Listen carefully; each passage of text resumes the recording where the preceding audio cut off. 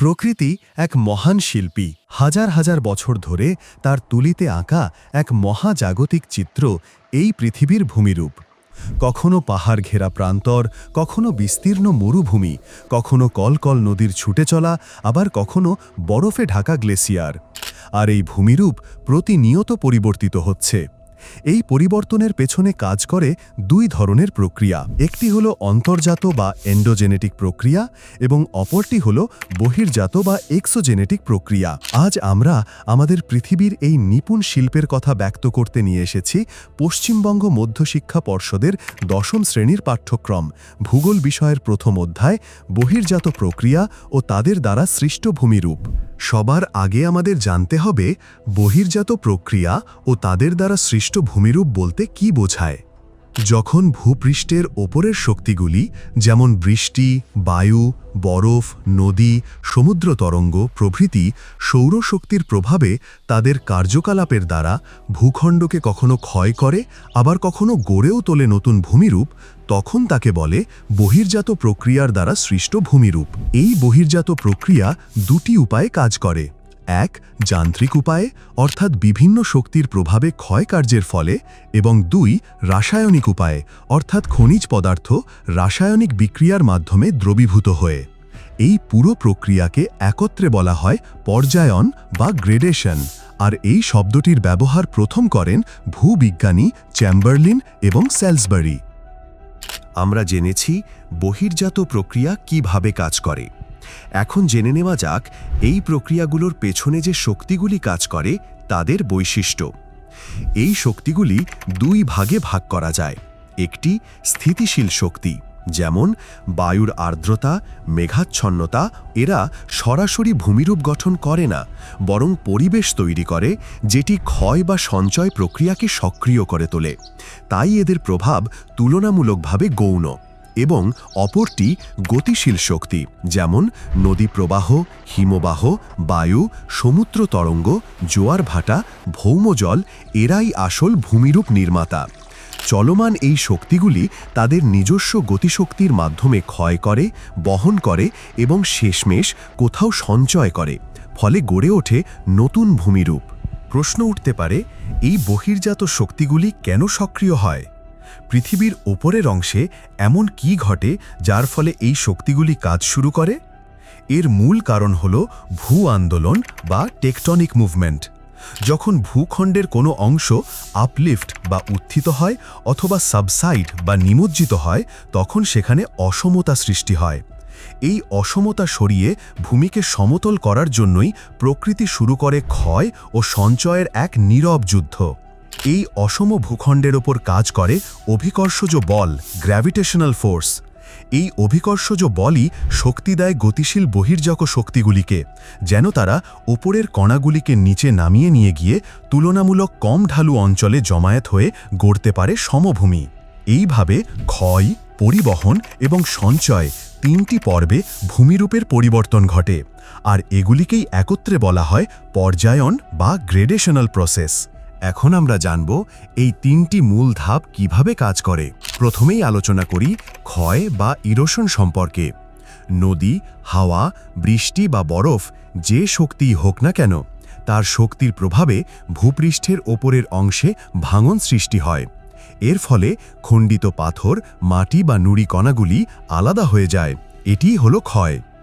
দ্বিতীয় পর্ব পরিবহন বা ট্রান্সপোর্টেশন। এরপর সেই ক্ষয়িত মাটি, পাথর বা কণাগুলি এক জায়গা থেকে অন্য জায়গায় স্থানান্তরিত হয় জল, বায়ু বা বরফের মাধ্যমে। এটাই হলো পরিবহন। তৃতীয় পর্ব সঞ্চয় বা ডিপোজিশন। পরিবহন শেষ হলে শক্তি কমে যায়। তখন মাটি, পাথর বা কণাগুলি থেমে পড়ে এবং কোথাও গিয়ে জমে। এই জমাকেই বলে সঞ্চয়, যেখান থেকে গড়ে ওঠে নতুন ভূমিরূপ, যেমন বদ্বীপ, বালিয়াড়ি বা সমভূমি। এই পর্যায়ন শব্দটি প্রথম প্রয়োগ করেন ভূবিজ্ঞানী চ্যাম্বারলিন ও স্যালসবারি। তাদের মতে পৃথিবীর সব উঁচু অংশ ধীরে ধীরে সমতলে পরিণত হওয়া, এটাই প্রকৃতির উদ্দেশ্য। পর্যায়ন প্রক্রিয়ার দুটি মুখ্য ধারা রয়েছে।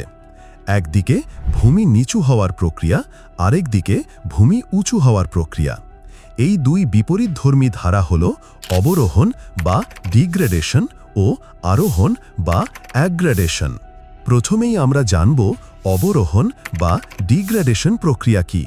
অবরোহণ হল সেই প্রক্রিয়া যার মাধ্যমে উচ্চভূমি ক্রমশ ক্ষয় হয়ে নিচু ভূমিতে রূপান্তরিত হয়। এটি মূলত ক্ষয়, পরিবহন ও অপসারণের মাধ্যমে ঘটে। এই প্রক্রিয়াকে আমরা নগ্নীভবন নামেও চিনি। এরপর আমরা জানব আরোহণ বা অ্যাগ্রেডেশন প্রক্রিয়া কি। আরোহণ হল বিপরীত প্রক্রিয়া, অর্থাৎ সঞ্চয়ের মাধ্যমে নিচু অঞ্চল ভরাট হয়ে ধীরে ধীরে উঁচু ভূমিতে পরিণত হয়। পলি বা বালুকণা জমে গড়ে ওঠে নতুন সমভূমি, বদ্বীপ বা বালিয়াড়ি।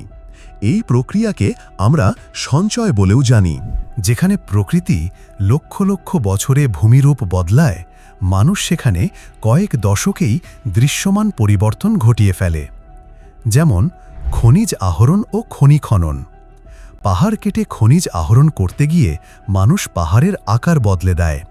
মাটির গভীরে বিস্ফোরণ ঘটিয়ে চুনাপাথর, কয়লা, লোহা ইত্যাদি উত্তোলন করা হয়। এর ফলে ভূপ্রকৃতি বিপর্যস্ত হয়। এরপর রাস্তা, বসতি ও কর্মসংস্থান নির্মাণ। মানুষ পাহাড় কেটে রাস্তা বানায়, সমতলে বসতি বা কর্মসংস্থানের উদ্দেশ্যে শহর তৈরি করে।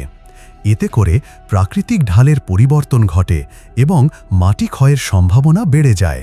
এরপর নদী ও জলাধার নিয়ন্ত্রণ। নদীর স্বাভাবিক গতি বদলাতে মানুষ নির্মাণ করে বাঁধ, ব্যারাজ ও খাল। এর ফলে ভূমিরূপ ও জলপ্রবাহের প্রকৃতি বদলে যায়। অনেক সময় তলদেশ ভরাট হয়ে বন্যার ঝুঁকি বাড়ে।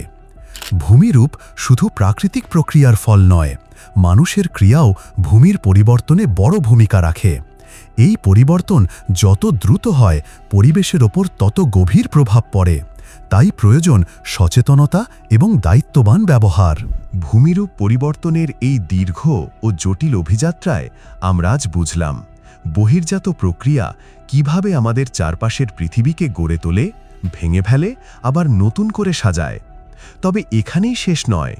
ভূমিরূপ গঠনে একটি শক্তিশালী, সর্বব্যাপী, প্রভাবশালী উপাদান নদী। পরবর্তী পর্বে আমরা জানব ভূমিরূপ পরিবর্তনে নদীর ভূমিকা। নদী কিভাবে গঠন করে উপত্যকা, খাড়াই, বদ্বীপ কিংবা প্লাবনভূমি, সব জানব চিত্রসহ। এই অধ্যায়ে আমরা জানলাম বহির্জাত প্রক্রিয়া কি, কিভাবে তা ভূমিরূপ গঠন ও পরিবর্তন করে এবং মানুষের হস্তক্ষেপ কেমনভাবে এই প্রক্রিয়াকে প্রভাবিত করে। এখন চলুন দেখে নিই পরীক্ষায় কোন প্রশ্নগুলো সবচেয়ে বেশি আসে। বহির্জাত প্রক্রিয়া কি, উদাহরণ সহ ব্যাখ্যা করো। অবরোহণ ও আরোহণ কাকে বলে, এদের মধ্যে পার্থক্য লেখো। পর্যায়ন বা গ্র্যাডেশন কি, এই ধারণা কে প্রদান করেন। বহির্জাত শক্তির উৎস কি, কিভাবে এরা ভূমিরূপ পরিবর্তন করে। মানব কার্যকলাপে কিভাবে ভূমিরূপ পরিবর্তন ঘটে। এই প্রশ্নগুলি শুধু বোর্ড পরীক্ষায় নয়, ভূপৃষ্ঠের বিবর্তন সম্পর্কেও গভীর ধারণা গঠনে সাহায্য করবে। লেখার অভ্যাস করো, বারবার পড়ো, পরীক্ষায় সাফল্য নিশ্চিত। আপনার যদি ভিডিওটি ভালো লেগে থাকে তাহলে একটাই অনুরোধ, ভিডিওটি লাইক করুন, আপনার বন্ধুদের সঙ্গে শেয়ার করুন আর অবশ্যই আমাদের চ্যানেলটি সাবস্ক্রাইব করে দিন।